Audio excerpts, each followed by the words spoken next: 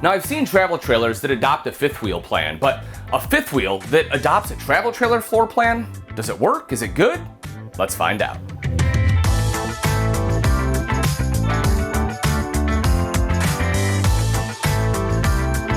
The fifth wheel I'm talking about is this 2024 Keystone Cougar 24 RDS, the RD standing for rear dinette. And this is something, again, we see quite often in travel trailers. In fact, they have a 25 RDS, Cougar does, which is almost an identical layout.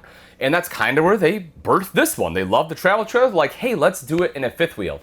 And honestly, I do think it works. I honestly like it. You know, when we kind of take a look and go through the seating, while you don't have a sofa, I don't think it's missing. I like having the U dinette from the standpoint that I personally like playing a lot of board games. I like entertaining, and the two places I love doing it, one is in a kitchen if I have like a bar top, the second is at the table. So I like the fact that we can sit around here, hang out, and if I need guests, if I have guests, not that I need them, I guess. If I have guests that need to stay the night, the table does drop down and we can have a bed here for 2 additional people to sleep. Now, if we don't have any guests and it's just my wife and I, great, I'm gonna sit right here. I'm gonna kick back and relax. I have my cool light up cup holders in case, I don't know, it's dark and I can't see where they are. Don't know why they have to light up, but they do. And then I am going to put this up and just kick back, relax, fall asleep. I don't know. Let's be honest, I'm gonna watch TV. The TV is straight across, right? It is a pretty good viewing angle. It's a little high, but you know, if you have a TV mounted like above a fireplace, it's gonna be pretty normal for you. So again, it's a good kind of transition there. You have a good view to the TV, which is a big part of having a functional layout in a fifth wheel, in my opinion. We'll also see right down underneath is the fireplace. And more than looks, that again is a functional electric space heater putting out 5,000 BTUs of heat. You have the multimedia center right above that. And you get the L-shaped kitchen, right? Like you still have good prep space right over here. Then you have a little bit of extra right over here, and, you know, electrical outlet in the back for a coffee maker. That is a pre-inverted outlet. So this one comes with 220 watts of solar, but if you upgrade that to the 440, you can get the inverter. So any of them that have that sticker, all those outlets will be inverted. So that way you don't need shore power to run them.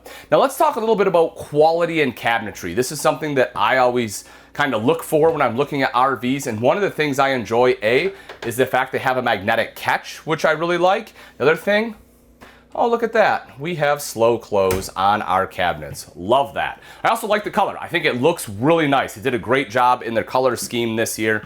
As far as appliances, right, we kind of, I don't want to say run of the mill, but we have a Furion suite of appliances, so microwave hood, as well as our 3-burner recessed cooktop with an oven there.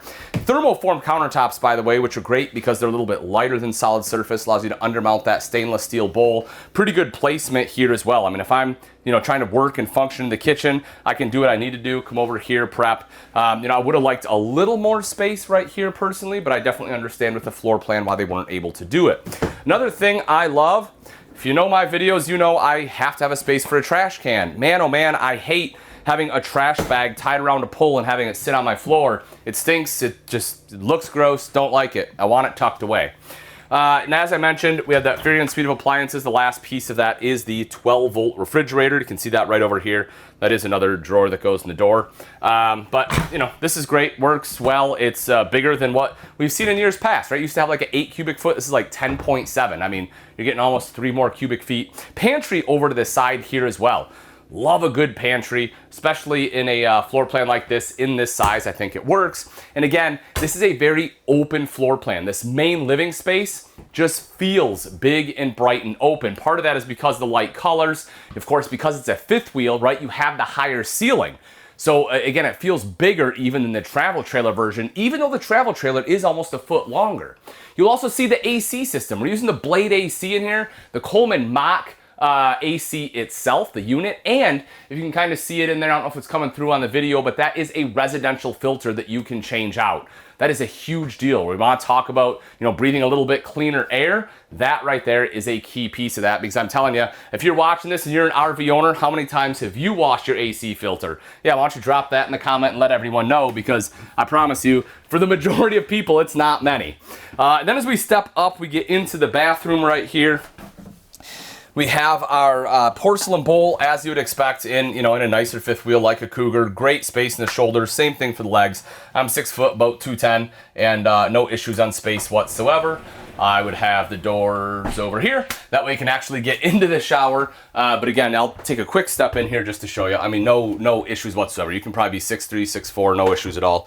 And then you have the seat in case you want to sit down or make it easier to shave your legs, or just a place to put your shampoo bottles, right? I mean, let's be honest, that's what mine does at home. Then as I step into the bedroom, you have the slide out wardrobe, so good hanging space there, plus plenty of drawers, storage all around the bed, good nightstands here as well, queen bed, and you have a window, so that way you get a little bit natural light in here. And one of the bigger features, well, two things I guess left. One, if you want TV, there is a spot to mount it, and the other one is the fact this is prepped for a second AC. So if it's a hot day like today, you want to keep things nice and cool, you can pop in that second 13.5K BTU AC and really cool things off.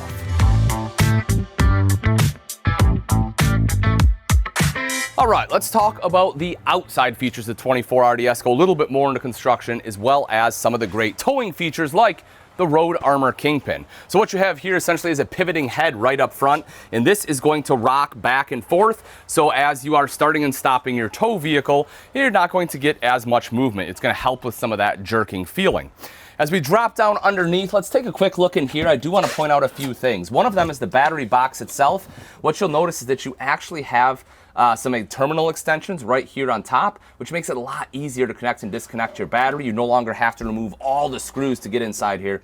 Again, just kind of a nice feature having that battery box. Another thing you'll notice is right here is your 12-volt distribution box, and on top of that, you have a built-in battery disconnect right there, which I really like. But what you'll notice, one of the things that currently is exclusive to Keystone, I love about Keystone, is the fact they have a second disconnect, this one being just for the solar panel. So what that means is I can cut the disconnect here, turn it off, so that I don't have a parasitic drain, but my solar panels are still bringing power into the coach.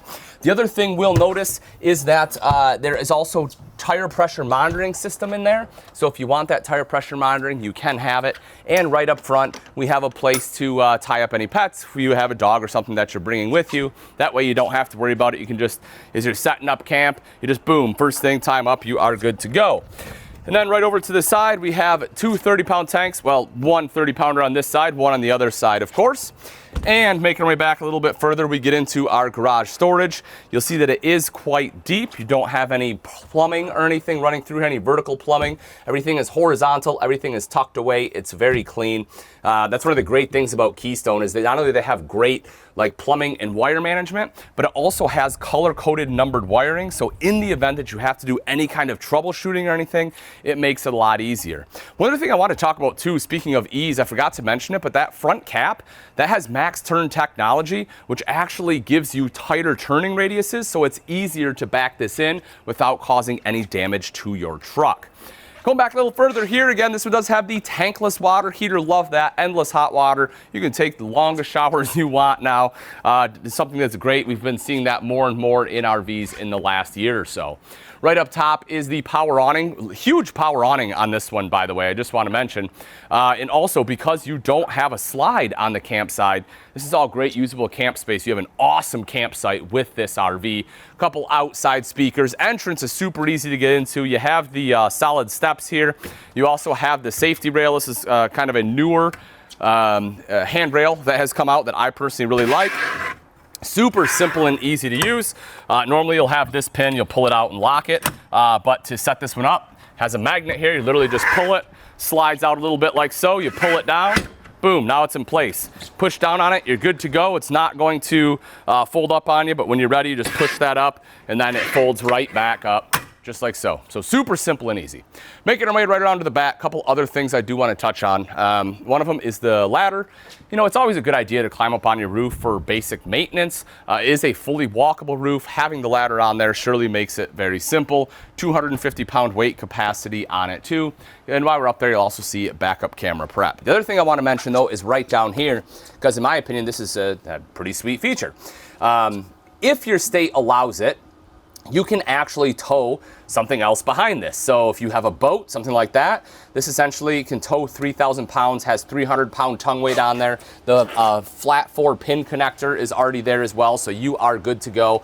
Even if you don't have a boat, if you have like a larger bike carrier, something like that, you can still hook it up right there, and that will allow you to take more bikes. On the off-camp side is all the water hookups, as well as your 50-amp detachable power cord, because again, this one does have the second AC prep. So does it work, right? The travel trailer design in a fifth wheel, what do you think? I think it does. I personally really like the rear dinette. You still have great seating across from the TV, big open space, plenty of storage in here. But I want to know your thoughts. Do you think taking a travel trailer into a fifth wheel is a good idea? Let me know in the comments. Now, if you love it and you want to know price and availability, I'll leave that link down in the description. You can click on that. It will show you the nearest unit as well as the price for it. Thanks again for watching, folks. As always, I'm Ian Baker, and until next time, we'll see you.